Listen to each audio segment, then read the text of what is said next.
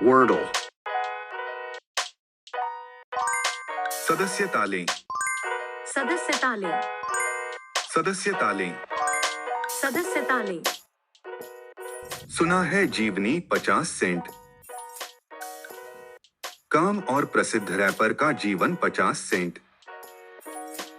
6 जुलाई 1975 को न्यूयॉर्क के क्वींस शहर में प्रसिद्ध रैपर और व्यवसायी कर्टिस जेम्स जैक्सन III, या जैसा कि वह लोकप्रिय रूप से जाना जाता है, 50 सेंट का जन्म हुआ था।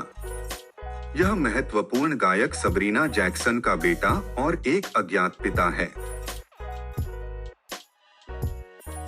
उनकी मां एक ड्रग डीलर थीं और शायद इसने इस अंडरवर्ल्ड में उद्यम करने के लिए 50 सेंट को प्रभावित किया।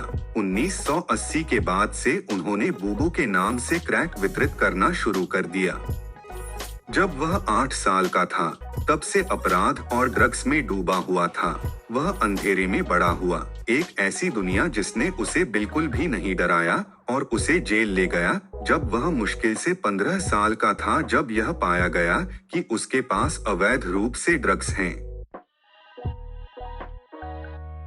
उनका जीवन बिल्कुल भी आसान नहीं था। उनके आसपास सब कुछ अपराधी था। इस कारण वह 18 साल की उम्र में मुक्केबाजी में शरण लेना चाहते थे, एक ऐसा खेल जिसमें वे समृद्ध नहीं हो सके। बाद में और एक महान प्रयास और बहुत चिंतन के बाद उन्होंने ड्रग्स से दूर होने का फैसला किया और संगीत, विशेष रूप से रैप और हिप हॉप में कदम रखा। संगीत कैरियर। उनके एक दोस्त के घर का तहखाना पहला चरण था जहां 50 सेंट ने रैप करना शुरू किया था। इसके अलावा रन DMC के जैम मास्टर जे से उनका परिचय हुआ, जिन्होंने उन्हें इस शैली के बारे में सब कुछ के बारे में थोड़ा और समझने में मदद की, जैसे कि गाने की संरचना करना, कोरस लिखना, लयबद्ध रूप से बार की गिनती करना और रजिस्टरों को ठीक से बनाना, अन्य पहलुओं के साथ। इसे आधिकारिक तौर पर समूह गोमेद के साथ रिएक्ट गीत के साथ 1998 में एल्बम शट एंड डाउन के रिलीज के साथ प्रस्तुत किया गया था। बाद में वह जाम मास्टर जे से स्वतंत्र हो गया। ट्रैक मास्टर्स उत्पादकों की संख्या के बीच चयन करने के लिए स्वतंत्र हो गया, जिन्होंने बिना समय बर्बाद किए और रैपर से संपर्क किया। अंततः कोलंबिया रिकॉर्ड्स के साथ एक अनुबंध स्थापित करने के लिए न्यूयॉर्क स्टूडियो में 36 गाने बनाने के लिए 2 सप्ताह पर्याप्त थे। इनमें से 18 उनके album the power of the dollar of 2000 inch का हिस्सा थे। उनका एकल हाउ टू रॉब स्प्रिंगबोर्ड था, जिसने उन्हें अपनी शैली और मौलिकता को ध्यान में रखते हुए अधिक लोकप्रियता हासिल करने के लिए प्रेरित किया।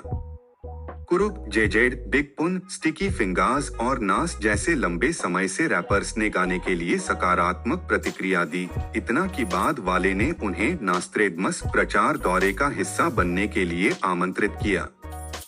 एल्बम से एकल के रूप में अपने गीत को रिलीज करने के लिए कड़ी मेहनत के बाद अन्य गीतों के साथ एक अप्रत्याशित घटना जिसमें रैपर गंभीर रूप से घायल हो गया था, 24 मई 2000 को ठग लव वीडियो की रिकॉर्डिंग को बाधित कर दिया। गीत घेटोक्वरैन कोलंबिया रिकॉर्ड्स से उनके निष्कासन और बदले में रिकॉर्डिंग की दुनिया में उनकी ब्लैकलिस्टिंग के लिए जिम्मेदार था। उनके लिए संयुक्त राज्य अमेरिका में एक स्टूडियो खोजना असंभव था जहां उन्हें रिकॉर्ड करने की अनुमति दी गई थी। इसने उन्हें कनाडा की यात्रा करने के लिए प्रेरित किया, जहां वे लगभग 30 गाने रिकॉर्ड करने में सक्षम थे। गेस हु इज बैक संकलन एल्बम है, जिसने 2002 में 50 सेंट की लोकप्रियता में वृद्धि की।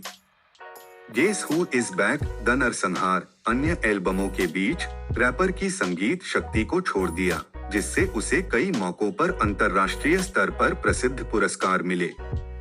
उनका समर्पण विशेष रूप से संगीतमय नहीं है। उनके पास खेलों का एक व्यक्तिगत ब्रांड है। उन्होंने वीडियो गेम लॉन्च किए हैं। उन्होंने द सिम्पसंस में भाग लिया है। उन्होंने फिल्म गेट रिच या डाई ट्राइन में एक नायक के रूप में भी काम किया है। उन्होंने अपनी आत्मकथा प्रकाशित की है। उन्होंने निर्माण फिल्मों के लिए समर्पित कंपनियों का निर्माण किया और कई अन्य गतिविधियों के बीच एक पुस्तक प्रकाशित की। सदस्यता लें। सदस्यता लें, सदस्यता लें, सदस्यता लें, Wordle.